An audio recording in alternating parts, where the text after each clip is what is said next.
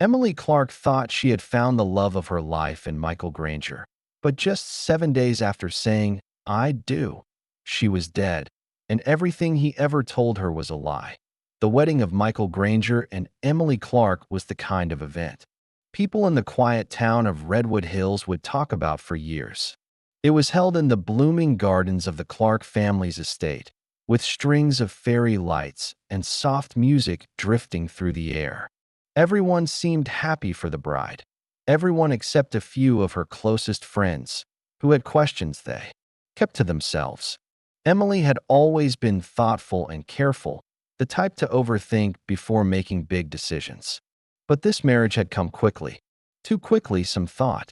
She had only known Michael for 8 months, and their engagement was announced just 3 months into dating.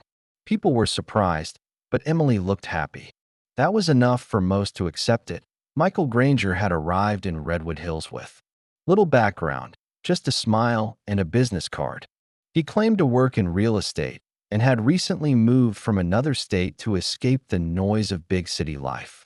He was polished, good-looking, and said all the right things. When he met Emily, a beloved elementary school teacher, they seemed like opposites, but somehow it worked. He showered her with affection, brought flowers to her school, and spoke lovingly about their future. Emily's parents were hesitant at first, but Michael won them over with charm and constant attention. The couple's whirlwind romance became the town's favorite story. They were photographed together at charity events, local fundraisers, and always appeared deeply in love. Emily's smile seemed genuine, though some said she had started acting more reserved in the weeks leading up to the wedding. She wasn't her usual chatty self, and more than once she seemed distracted, staring off mid-conversation. Her sister, Rachel, tried to ask her about it, but Emily brushed it off, saying she was just overwhelmed with wedding planning done on the day of the wedding. The skies were clear and blue, and the scent of roses filled the air. Emily looked radiant in her dress, walking down the aisle with a soft, unreadable expression on her face.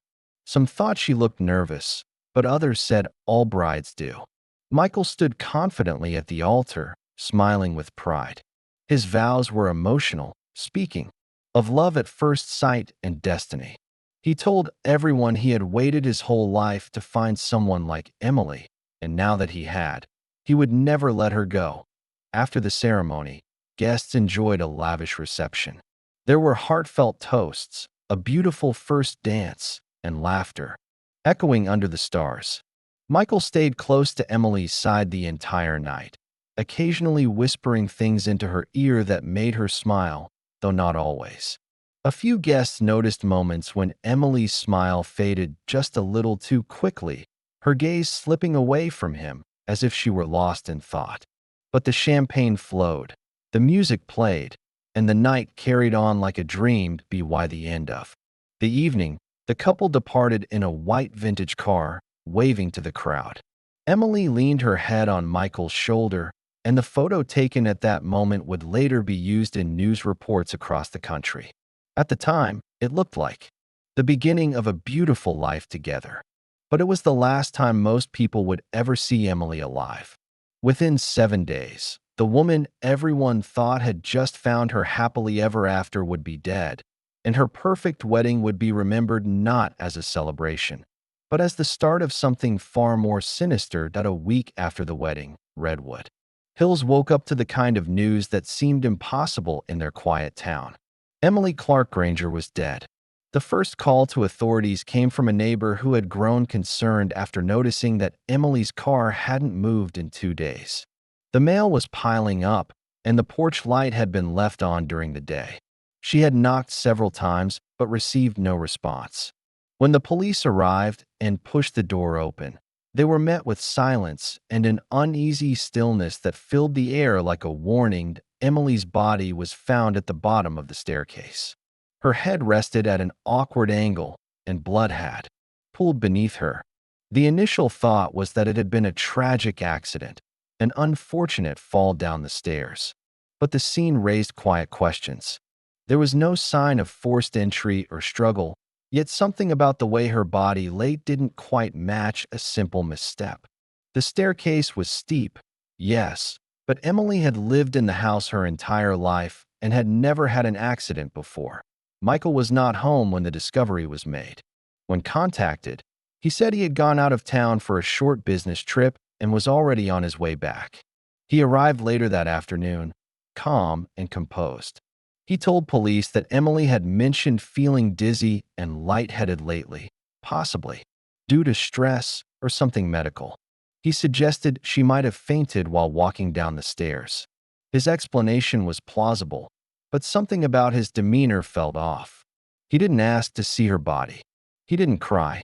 Instead, he began asking what steps needed to be taken for the funeral and the insurance paperwork. The coroner began her examination and was immediately struck by a few odd details. Emily had small bruises on her upper arms, the kind that suggested she had been grabbed, not caught herself in a fall. There were no defensive wounds, no broken nails, but also no signs. She had tumbled head over heels. It looked almost like she had been pushed and then fallen straight down. The official report delayed a cause of death pending further investigation, and quietly, the local police began to take a closer look at Michael Granger. Friends and family were devastated. Emily had only been married for a week. Her sister Rachel was inconsolable, and when she spoke to investigators, she revealed things no one else had known. Emily had been having second thoughts about the marriage just days before the wedding. She had confided in Rachel that Michael had started acting differently, more controlling, and less affectionate once the engagement was official. He had asked her to give up her teaching job, saying they didn't need two incomes. He had asked for access to her personal bank account, calling it a matter of trust. Rachel didn't think much of it at the time. She thought maybe Emily was just nervous about the changes that came with marriage. But now, her words felt like a warning unheeded. Emily hadn't sounded scared exactly, more confused, unsure of what she'd gotten herself into. She had told Rachel she hoped things would settle after the honeymoon, that maybe she was just overwhelmed. The police began digging into Michael's past. His records were unusually clean, almost too clean for someone in real estate. When they reached out to contacts from the previous city he claimed to have lived in, no one had ever heard of him. The name Michael Granger turned up nothing substantial. That's when investigators began to suspect they weren't just dealing with a tragic accident, but something far more deliberate, something premeditated, and possibly something that had happened before. Michael Granger was a mystery and unraveling. Who he truly was became the central focus of the investigation. When police looked deeper into his past, they quickly realized something was wrong. The name Michael Granger didn't appear in any reliable database before 2 years ago. His social security number had only been active recently, and the records tied to it were sparse. There were no tax filings, no high school records, no trace of his supposed family in Colorado. It was as if he had appeared from nowhere. Eventually, a breakthrough came when a fingerprint analysis connected Michael Granger to someone named Daniel Holt, a man who had lived under a different identity several years prior in another state. Daniel Holt had been investigated for fraud and identity theft, though charges were eventually dropped due to insufficient evidence.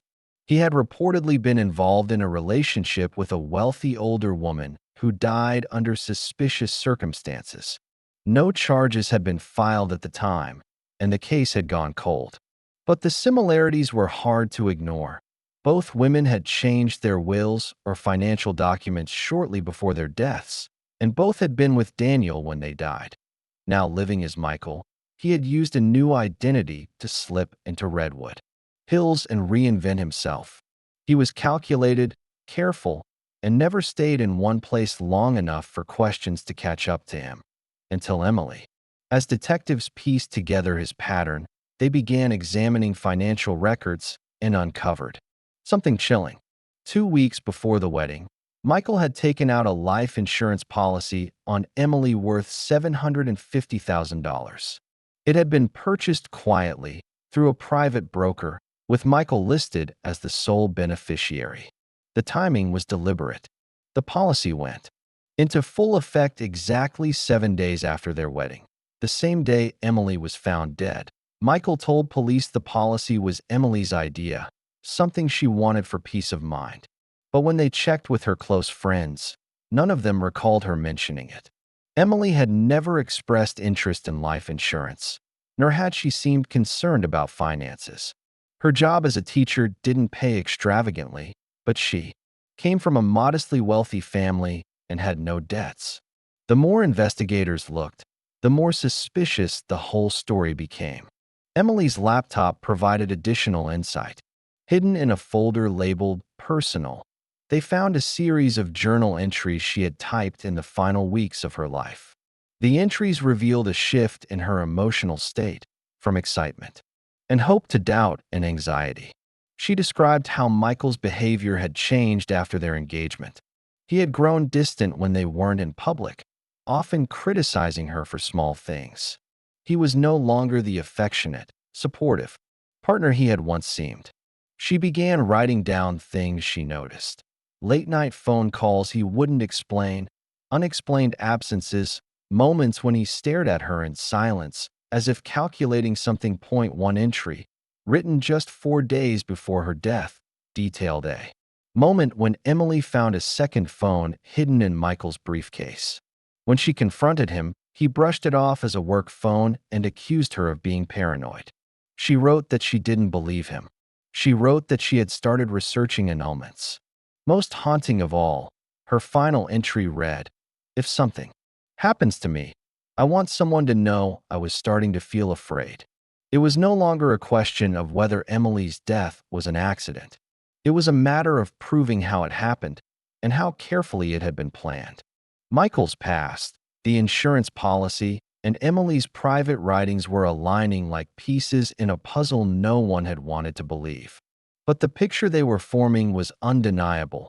Detectives continued to dig deeper, determined to understand how a woman like Emily had ended up in the sights of a man like Michael Granger, formerly Daniel Holt. By now, the case was building momentum. The pieces were falling into place, but one critical element was still missing: hard evidence connecting Michael directly to Emily's death. The bruises on her arms, the missing phone, the vague entries in her journal, all suspicious, but not enough to secure a conviction. Investigators needed more. They needed something concrete. And they found it, buried beneath layers of technology and time, that Emily's missing phone became a priority. It was nowhere in the house. It hadn't been used since 2 days before her death. The couple's home had no smart security cameras, no indoor surveillance, and nothing to track the movement of her device. But investigators canvassed the surrounding areas and eventually found a potential lead. A retired man walking his dog near a creek on the edge of town spotted a strange object in the water: a cracked smartphone. It was water damaged but intact, enough for forensic experts to attempt data recovery. It was Emily's. After hours of careful work, the phone's data revealed several alarming details. There were no text messages in the 2 days leading up to her death. It was as if communication had been wiped clean.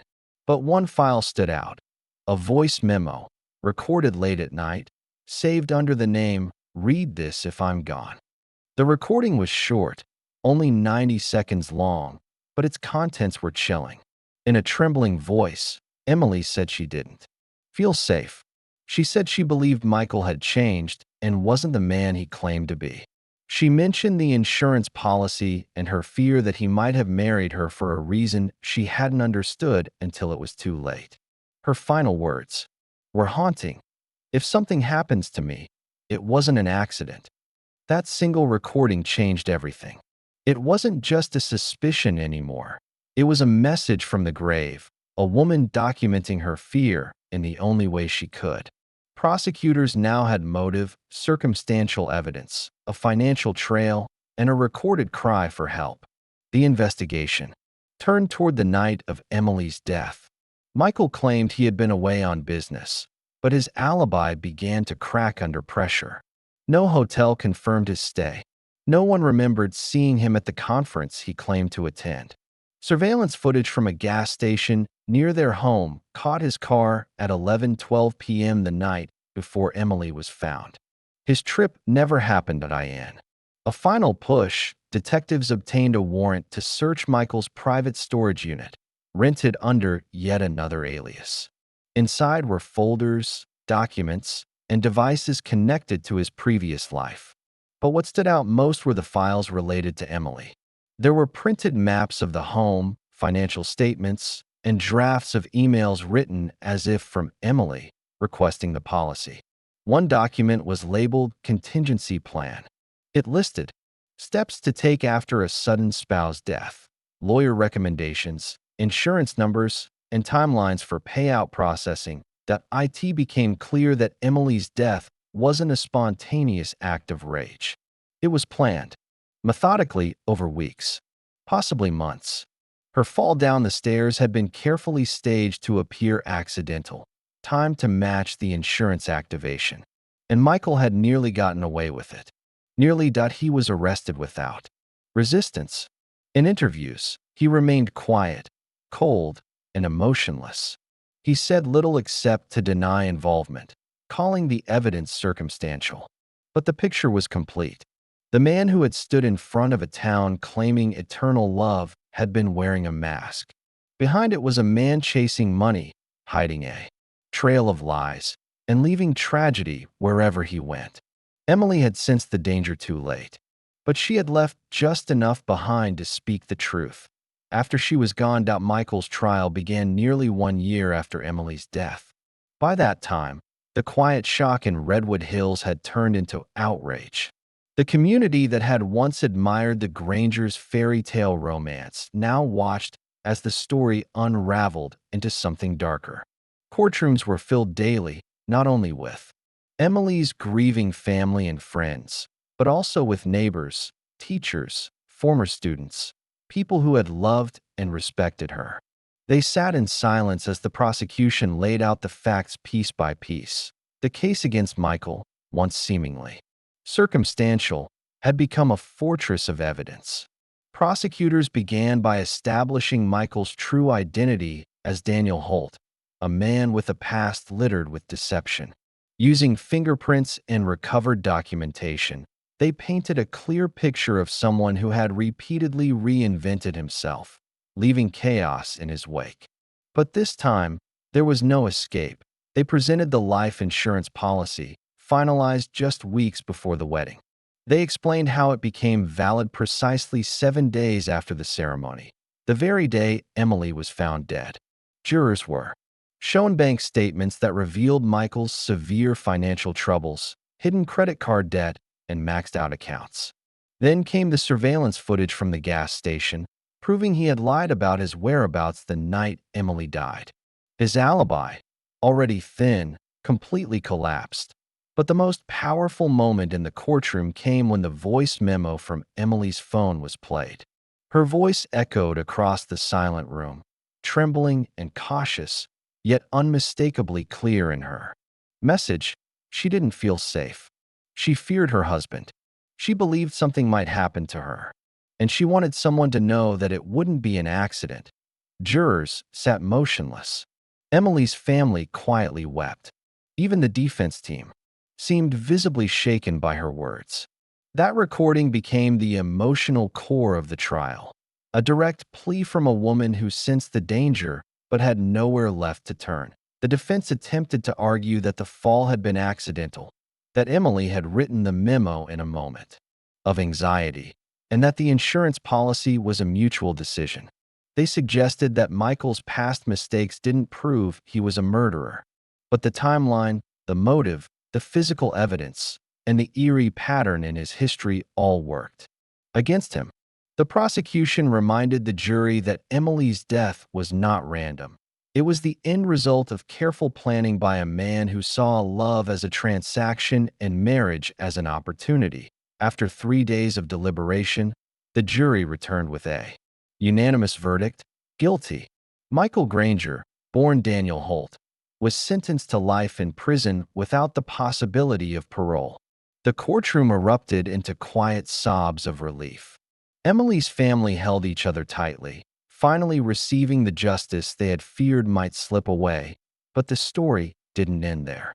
During the investigation, other women began to come forward, acquaintances from other towns, past relationships Michael had left behind.